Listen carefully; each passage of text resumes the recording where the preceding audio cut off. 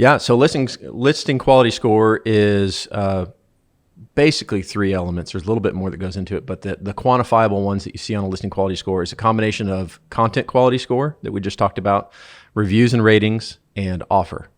And so of those three, actually the content quality score is the lightest weighting of the three. The most important is offer.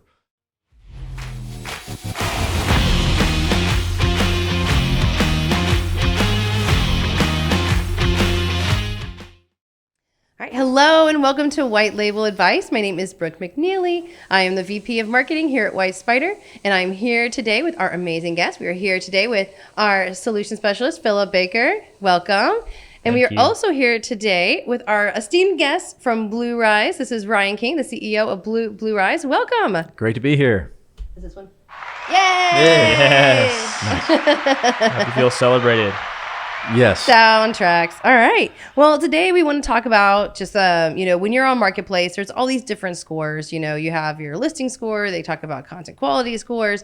And today we're going to just talk about what are those scores, break them down, and figure out just kind of why it's important to for both scores to be there, and the thinking like why Walmart has them. And so my first question is, what is a content quality score?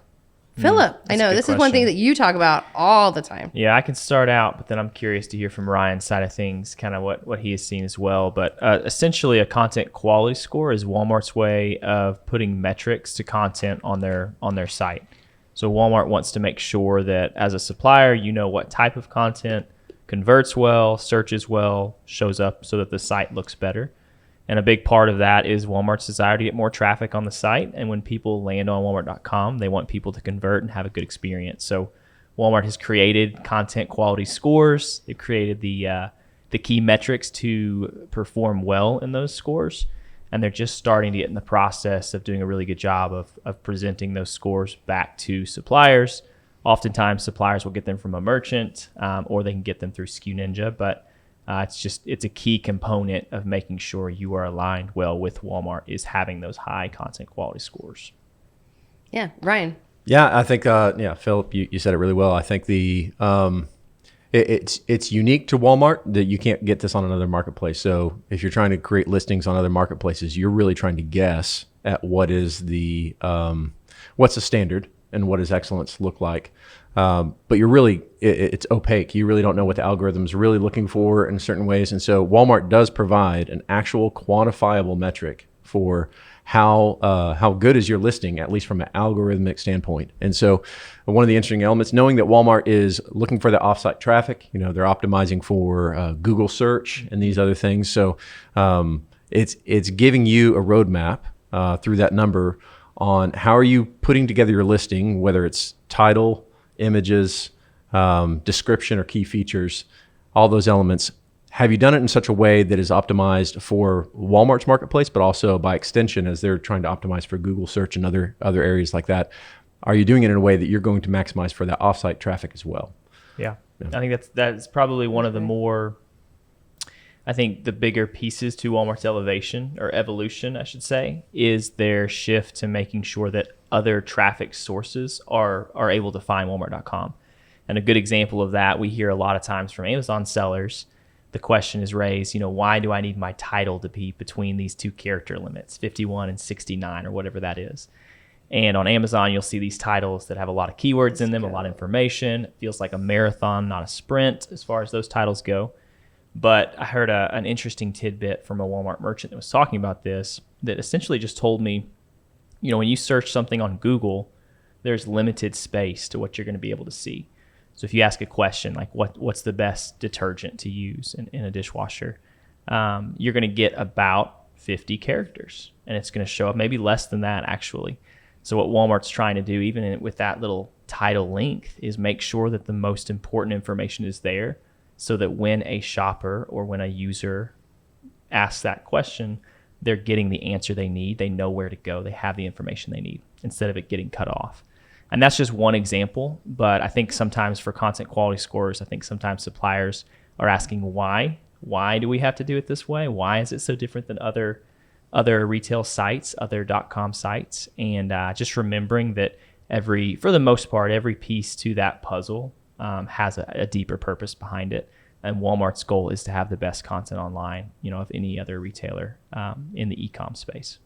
Yeah, and jumping off on that title one, another one that makes sense with it is not only the Google search, but being mindful of what platform is being used when you're making the search for those listings. So with the rise of mobile and app now as well, I think it also truncates somewhere around to that 50 character limit. Yeah. And so making sure the brand and making sure your most important keywords are at the front end in that top 50 characters or so that when it does truncate, you're getting the shopper is seeing the most important elements of what you're trying to portray as a brand or as a supplier on the .com side. Yeah.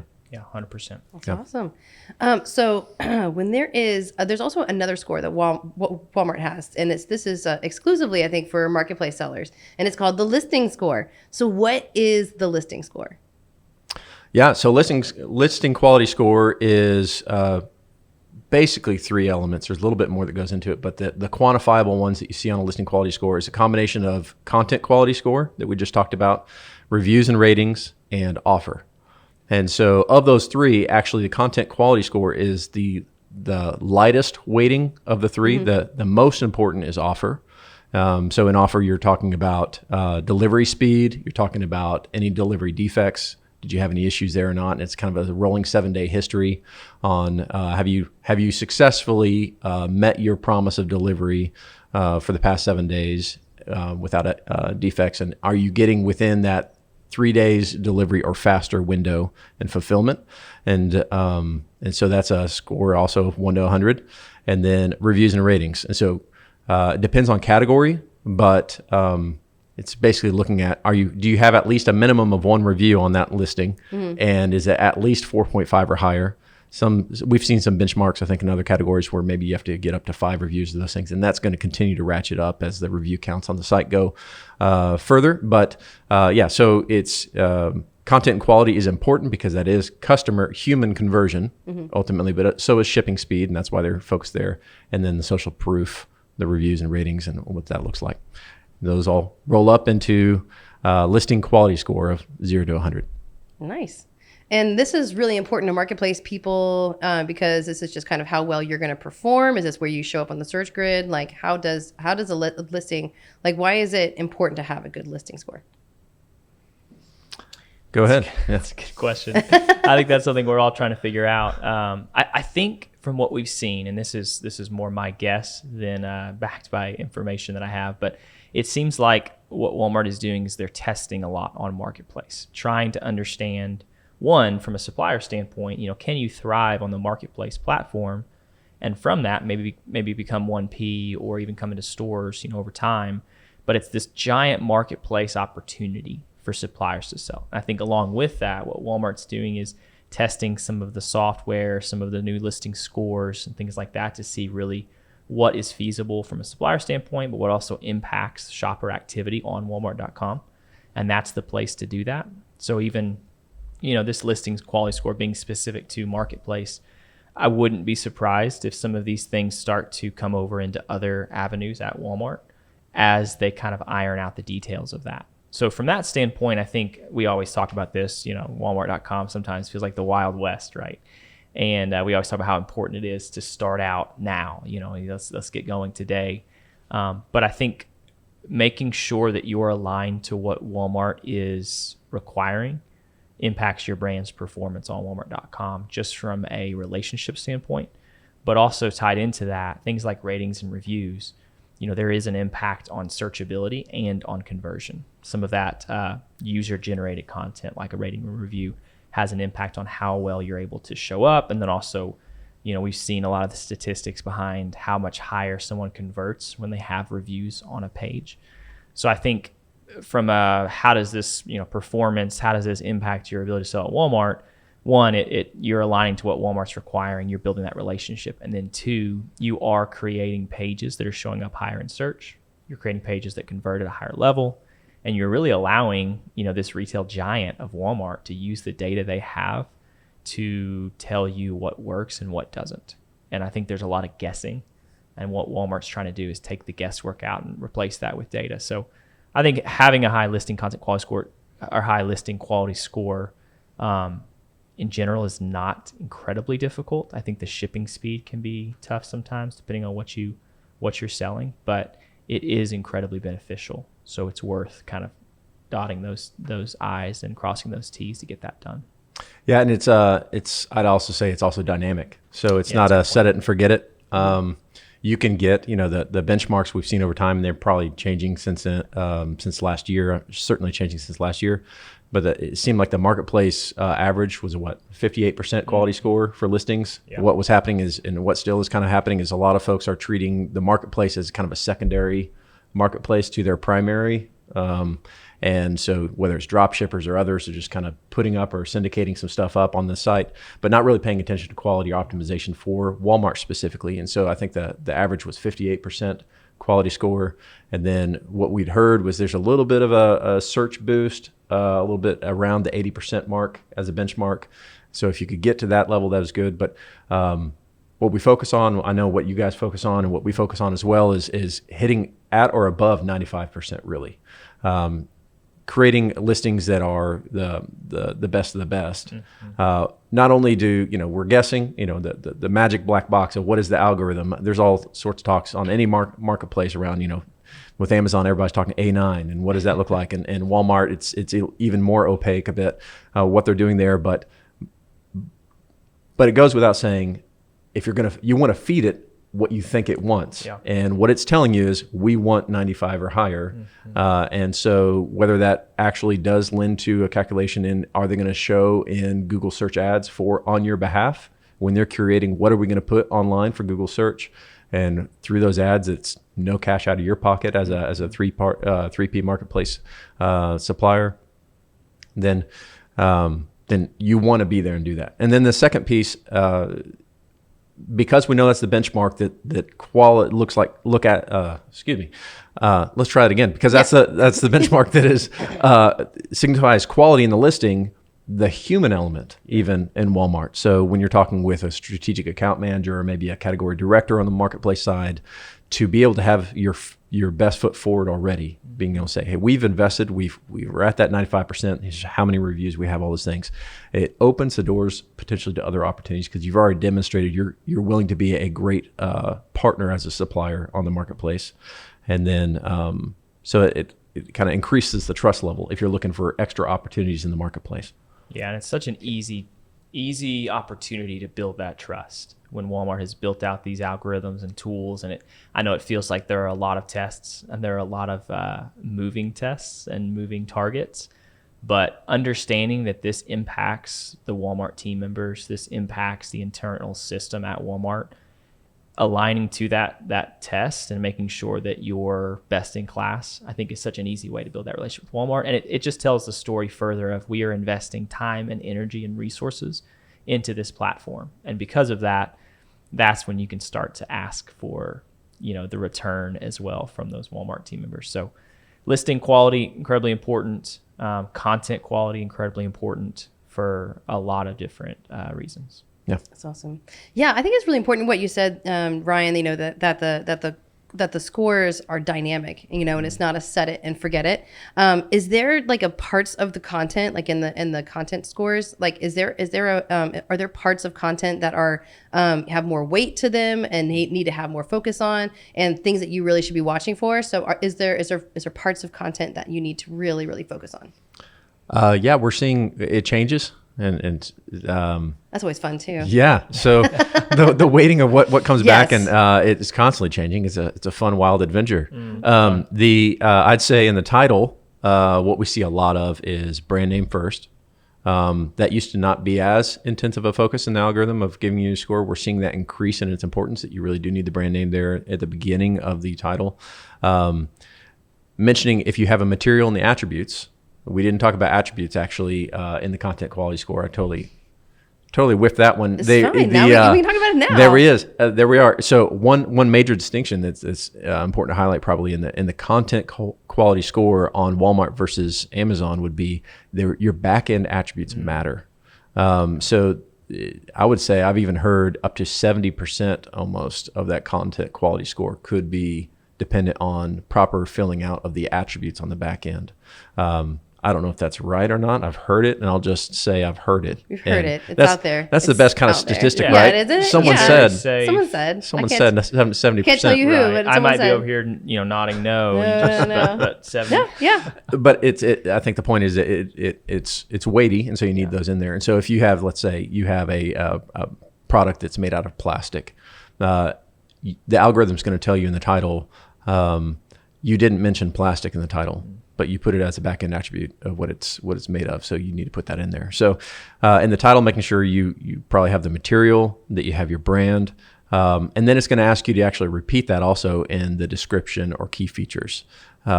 Description is the more the long form paragraph style writing. Key features are bullets, and so you want to have that in there. Good practice is repeating actually the title either in your description or at the beginning of your key features, so you have all that same data in there.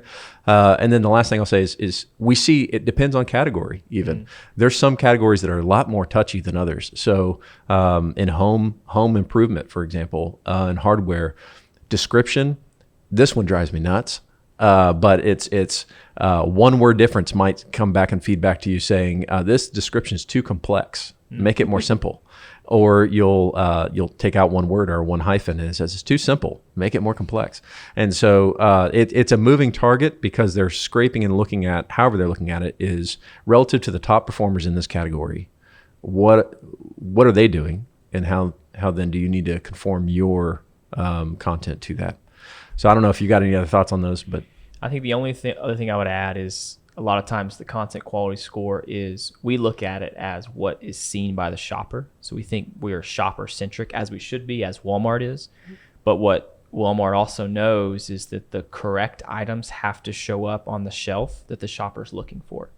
And that goes into the search algorithm in so many different ways. And so I think the reason those attributes have such a high weighting is it's allowing those back-end codes and systems to identify when I search on Walmart.com for coffee, that the 40 placements on that shelf are the right 40. So that I, as a shopper... Organic coffee. Organic coffee, yeah, whatever that is. for dogs. For dogs, yeah. Yes, puppies specifically. But your stuff better show up Yeah, if it's that. Exactly. But if you don't have the right attributes on the back end, or, this is something that we'll talk about at another time, but the correct product type or digital shelf, all of these different things that a shopper may never see.